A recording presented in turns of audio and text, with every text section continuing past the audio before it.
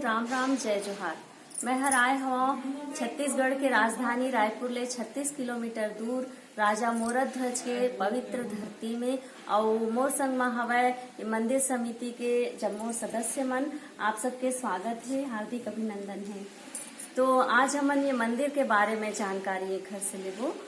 Doctor साहब आप ये बताए कि कष्ट करिए कि यहाँ बाबा महाकाल के नगरी महाकालेश्वर के जैसे ही आप मन शिव जी के साथ श्रृंगार करत हो, तो ये काम कब ले करत हो? इधर प्रेरणा वाला मिली कुंभ दर्शन करे बार में उज्जैन गए रहे तो महाकालेश्वर से ही प्रेरणा मिली से। और इसे मन में विचार है इसकी वैसे ही मतलब श्रृंगार बाबा बागेश्वर नाथ पे किया जाए। तो वहीं से सब सामग्री लेके फर्स्ट टाइम हम यहाँ आए और सब मिलजुल के प्रातः मतलब 5 बजे से 9 बजे तक यहाँ पे श्रृंगार दर्शन आरती के मतलब कार्यक्रम होते हैं। ये कब ले करत हो आप? ये है 2016 से ये करत हम। अच्छा, 2016 में आप गए रहे उज्जैन? नियमित, हाँ। तो उज्जैन के मंदिर में जाके वहाँ के बाबा से कुछ प्रेरणा मिली सापला। हाँ। तो वहाँ से आप भस्म वगैरह विभूति भस्म वगैरह चंदन, लाके हाँ, और संकल्प वहीं से संकल्प लेके आके आज तक जारी है। निरंतर हाँ चलत है। तो आप मन यहाँ बिहनिया क्या बजे आ जाता? 5 बजे आए थे हम। 5 बजे आके और बिल्कुल वैसी साज श्रृंगार हाँ, रोज अभिषेक होते। हाँ। इत्र के जल से, दुग्ध से, कभी कभी जल से। प्रतिदिन रुद्राभिषेक, आरती, पूजन, स्तुति, ये सब जितना भोलेनाथ के अपन कर सकथन श्रद्धा पूर्वक सब करते। मैं आपके समिति के हाँ, सदस्य आपके ये संग में पूरा भरपूर सहयोग रखे। हाँ। तो आप मन अतिक अगन फूल कहाँ ले लेते? फूल हमन अपन कुछ जगह है उमा लगा हन और सदस्य मन भी लाते। आसपास बाड़ी है उमन से आ जाते फूल वहाँ से। हर मौसम में हाँ करना बहुत कठिन हाँ, काम। कम से कम 5 किलो फूल विभिन्न प्रकार के रोज लगते हैं। अरे वाह, बहुत बढ़िया। तो राजा मोरद ध्वज के नगरी कहत लगे जी हाँ, अपन बेटा ला आरा में चीर के वो मन देह रही है। ये बात हर द्वापर युग में, हाँ, द्वापर युग के अंत में कलयुग के शुरुआत के बात है रही। तो और ये मंदिर के का खास बात है? ये मंदिर की खास बात ये है कि ये पूर्वाभिमुख मंदिर है। अच्छा। और बहुत ही मतलब वास्तु शैली एकदम भिन्न है। यहाँ 108 खम्बा है और मुख्य जो मंदिर है गर्भगृह और मंडप जो बोलता है उसमें 84 खम्बा है, 24 खम्बा है और 4 दीवारी में 84 खम्बा है। तो 84 खम्बा ये इंगित करते हैं, हम जो 84 योनि बोलते हैं। अच्छा। ओला ये इंगित करते हैं प्रत्येक खम्बा में यंत्र द्वारा सुशोभित है। अच्छा। यंत्र खम्बा के ऊपर में यंत्र बने हुए हैं। हाँ। है ना। और ये गर्भगृह और मंडप में 24 खम्बा से निर्मित है।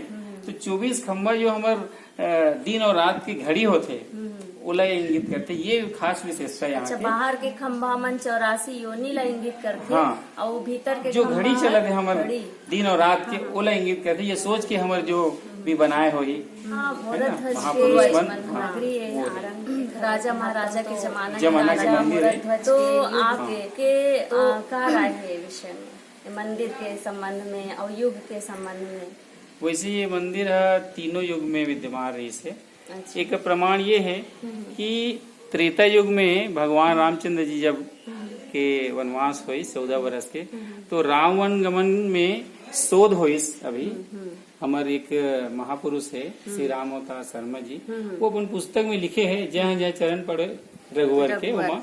तो 98 नंबर के पड़ाव रही से प्रभु श्री रामचंद्र जी के यहाँ आए रही से। और कथे कि यहाँ पूजन अर्चन करके वो फिर महानदी के किनारे फिर आगे की ओर प्रस्थान करी से। तो एक से सिद्ध होते कि ये त्रेता युग में भी रही। और राजा मोरद ध्वज की जो जब कथा आते है ना, अपन पुत्र ताम्रध्वज ध्वज ला साक्षात मतलब भगवान कृष्ण मन परीक्षा ले लाए रहते, तो बोला आरा से चीर के दान करिस, है ना। तो तेका नाम से आराधन अंग आरंग का नाम पड़िस। तो द्वापर युग में भी एक प्रमाण द्वापर युग में महाभारत के कथा के बाद जब अर्जुन ला थोड़ा परीक्षा ले घमंड हो जाते कि मैं भगवान श्री कृष्ण के सबसे बड़े भक्त हूँ, तो भगवान श्री कृष्ण कहते कि मोर आऊ भक्त हवे जौन की तोर से भी बड़े भक्त है, तो ओकर परीक्षा लेबर आए यहाँ पे वही स्थान है। और कलयुग में हमन अपन नजर में साक्षात देखत हन, तो ऐसे यह तीनों युग के मतलब गवाही रहे हैं हमारे बागेश्वर नाथ मंदिर है। तो यहाँ ऐसे माने जाते कि राजा मोरध्वज हर जब स्नान करे बर जाए यहाँ से 4 किलोमीटर दूर गंगा स्नान करे बर, तो गंगा मैया काबर के बहुत प्रतापी रही समय है ना, और कोई ला भी अपन घर में आया अतिथि ला बिना भोजन के और बिना कुछ दान के जान नहीं देवे, तो गंगा मैया प्रसन्न होके अपन एक धारा उखर महल में छोड़े रही सवय है ना, तो वो धारा आज भी विद्यमान है। तो आप ला ऐसे कोई प्रमाण मिलते का?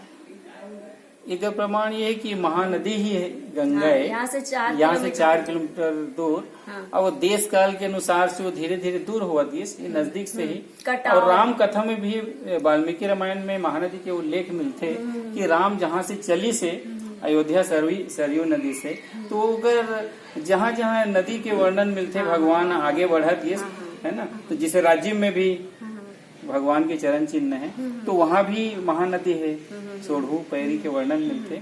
तो एक से सिद्ध होते कि ये गंगा के समान ही पवित्र महानदी है। कुआं के मैं बात करत हूँ, जो एक धार उखर कुआं में आके प्रकट हुई, और ऐसे माने जाते कि वो कुआं के जो पानी है वो स्किन डिसीज ला दूर करते, और दुरिया दुरिया ले आदमी आते वो कुआं के पानी में नहाए बर।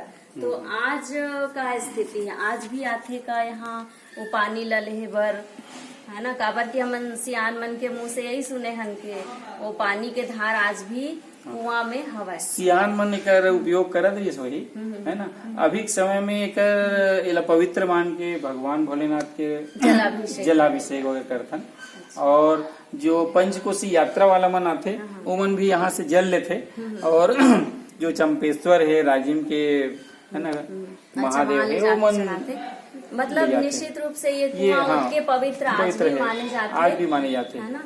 तो बहुत सुघर जानकारी दे हो आप मन के, बहुत बहुत धन्यवाद, आभार।